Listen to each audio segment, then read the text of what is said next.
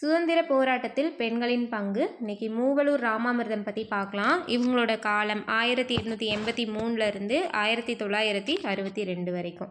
இவங்க எங்கே பிறந்திருப்பாங்கன்னா திருவாரூர் மயிலாடுதுறைக்கு அருகே மூவலூர் அப்படிங்கிற இடத்துல தான் பிறந்திருப்பாங்க. தேவதாசி சமூகத்தில் பிறந்திருந்த இவங்க தேவதாசி முறைக்கு எதிராக போராடியதில் முக்கியமானவர். ஓகேங்களா.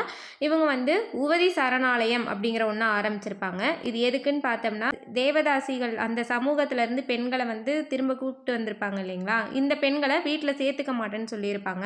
இப்போ அவங்க எங்கே போவாங்க, ஸோ அவங்களுக்குன்னு சொல்லிட்டு ஒரு நல அமைப்பை தொடங்கலாம் அப்படின்னு சொல்லி தான் இந்த உவதி சரணாலயம் அப்படிங்கிறத தொடங்கி இருப்பாங்க.